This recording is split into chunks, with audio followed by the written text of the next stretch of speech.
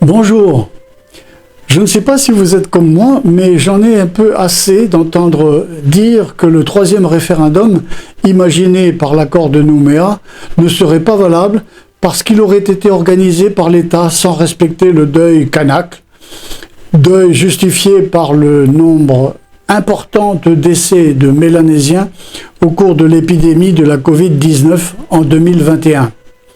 Ce fameux deuil kanak, j'ai envie de dire ce fumeux deuil kanak, déclaré par les partis indépendantistes et le Sénat coutumier, n'est ni plus ni moins qu'une supercherie politique destinée à justifier artificiellement le boycott de la consultation référendaire que, tout le laissait présager, les indépendantistes allaient perdre. Le gouvernement de la France lui-même reste encore aujourd'hui prisonnier de cette fiction. Cette affirmation mérite une explication. Sur l'épidémie de la Covid-19 d'abord. Du début de 2020 au 16 mars 2022, les statistiques officielles concernant la Nouvelle-Calédonie ont recensé 306 décès. Les victimes ont représenté 1,2 pour 1000 de la population calédonienne. C'est comme si en métropole, l'épidémie avait provoqué 78 000 décès.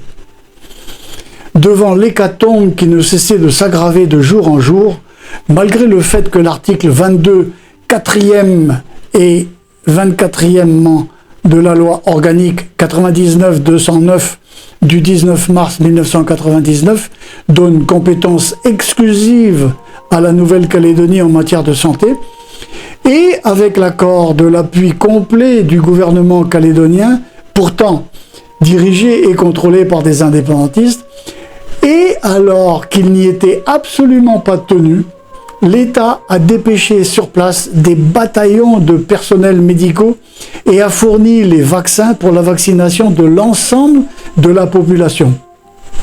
Sans cette aide de l'État, les Calédoniens le savent bien, la Nouvelle-Calédonie n'aurait pas pu s'approvisionner en vaccins et l'épidémie aurait fait des milliers de morts. Bien entendu, les indépendantistes se gardent bien de reconnaître que la France a, à cette occasion, volé au secours de la Nouvelle-Calédonie. L'épidémie a frappé toutes les composantes de la société calédonienne, mais en particulier les individus les plus fragiles qui appartenaient souvent aux populations d'origine océanienne, notamment les Mélanésiens et les Wallisiens, parmi lesquels on compte la plus grande proportion de personnes à risque, obésité, diabète et autres comorbidités. C'est en référence au nombre important de victimes mélanésiennes que les indépendantistes, Sénat coutumier en tête, ont déclaré l'instauration d'un deuil kanak. Mais la suite de mon propos va montrer que cette manipulation est une vaste supercherie politique du camp indépendantiste. Étrangement d'ailleurs, il n'y a pas eu de deuil wallisien, alors que cette communauté a été autant durement frappée par l'épidémie que la communauté mélanésienne. En tout état de cause, la population calédonienne est bien consciente de ce qu'elle doit à la solidarité nationale. Par ailleurs, il convient de rappeler l'historique des 3 consultations référendaires, auxquelles il fallait répondre par oui à l'indépendance ou par non à l'indépendance. À l'approche du premier référendum en 2018, le Parti de libération kanak, le PALICA, dans une attitude de très grande responsabilité, a demandé à l'État de préparer un document présentant les conséquences du oui et du non pour que la population puisse se prononcer en toute connaissance de cause. L'État, dans une réponse consternante à cette demande, s'est fendu d'un texte de 2 pages et demie auquel la plupart de ses lecteurs, à part les juristes chevronnés, n'ont rien compris. En exemple, l'extrait suivant. Les mécanismes actuels de financement de l'État, reposant sur l'accord de Nouméa, n'auront plus de fondement juridique et seront donc caducs.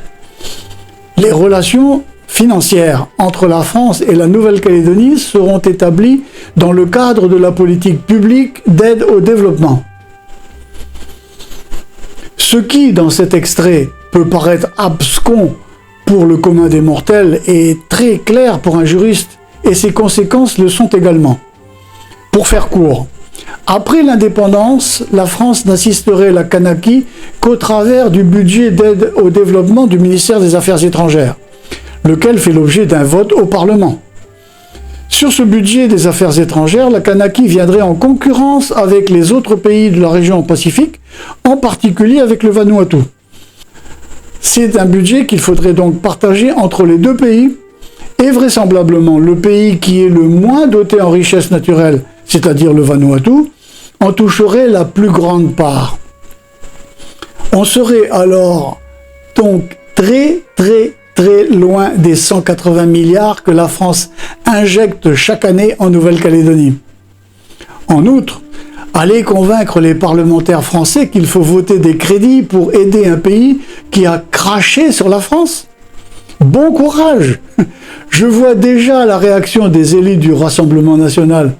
En termes clairs, ce serait « Allez vous faire foutre !»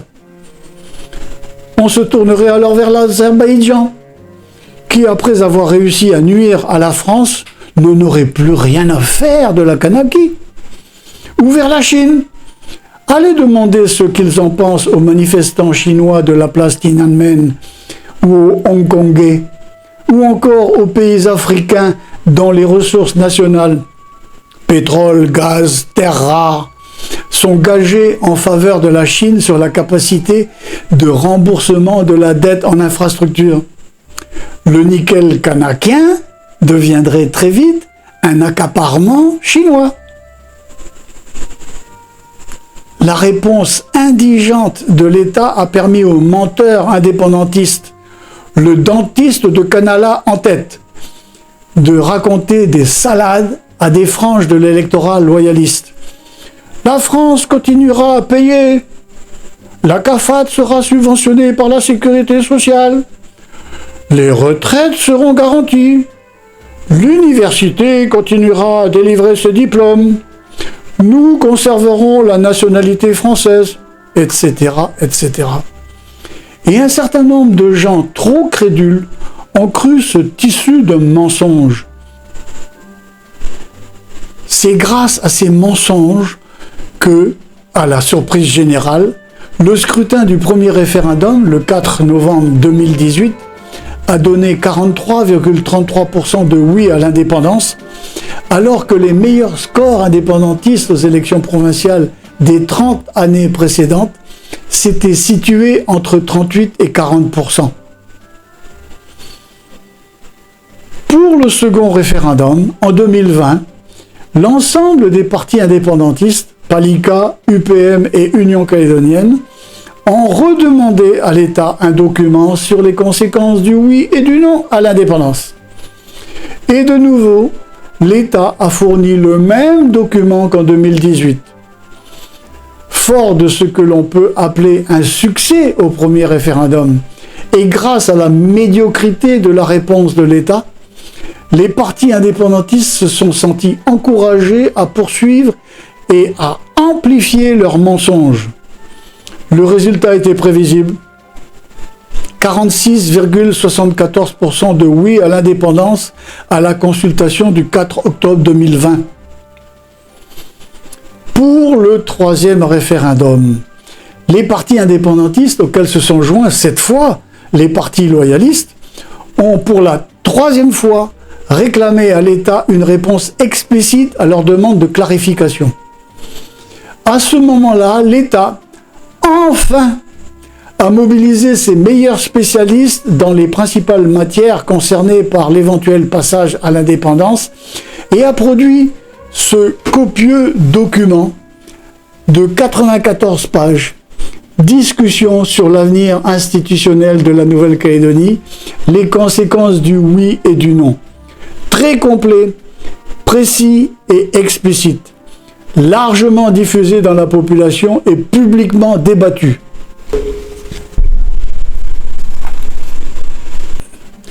La campagne électorale précédant ce troisième référendum s'est déroulée en 2021 durant l'épidémie de la Covid-19. Et là, patatras pour les indépendantistes. Les électeurs de la frange loyaliste qu'ils avaient séduits par leurs mensonges se sont rendus compte qu'ils avaient été bernés. À cela est venu s'ajouter le constat que la France, qui n'y était légalement absolument pas tenue, avait pourtant tout fait pour venir en aide à la Nouvelle-Calédonie, ravagée par l'épidémie de la Covid-19, et que sans son aide, les conséquences de l'épidémie auraient été autrement plus dramatiques. Le retour de bâton ne s'est pas fait attendre. Les remontées de terrain vers les partis indépendantistes étaient très claires. Vous nous avez trompés avec vos mensonges sur un avenir sans problème dans l'indépendance. Au prochain référendum, soyez certains que nous voterons non à l'indépendance. Cette réaction hostile à l'indépendance s'étendait même au-delà des électeurs nouvellement séduits. Elle touchait également un certain nombre d'électeurs indépendantistes traditionnels, douchés par les mises au point de l'État. Les états-majors indépendantistes ont alors compris qu'ils allaient se prendre une déculottée magistrale et qu'ils risquaient de se retrouver avec un score voisin de 35%. Il y avait péril dans la demeure indépendantiste. La pétoche les a saisis. C'est à ce moment-là qu'a été trouvée, inventée par les partis indépendantistes et le Sénat coutumier, l'idée du deuil kanak, imposant de bouder les urnes, supercherie de timorés, incapables d'affronter la réalité, la démocratie, leurs insuffisances, leurs peurs, leurs échecs. Avec le boycott indépendantiste du troisième scrutin référendaire du 12 décembre 2021, le résultat prévisible fut sans appel. 96,50% de non à l'indépendance. Autre preuve de la supercherie orchestrée par les partis indépendantistes et le Sénat coutumier. Le deuil kanak dure habituellement au minimum 1 an, 12 mois. Or, ni pour l'élection présidentielle de mai 2022, ni pour les législatives des 12 et 19 juin 2022, c'est-à-dire 6 mois après le troisième référendum, les indépendantistes n'ont évoqué un quelconque deuil kanak. Mieux, ils ont présenté des candidats et ont fait une campagne active pour ces élections législatives de juin 2022. Quelle bande de tartuffes! Il est temps que cette plaisanterie s'arrête et que cesse la référence continuelle à cette fiction du deuil kanak et à cette prétendue invalidité du troisième référendum. Il faut avoir le courage d'assumer ses propres échecs. Messieurs les indépendantistes, contra factum non fit argumentum. Et Lénine vous rappellerait que les faits sont têtus.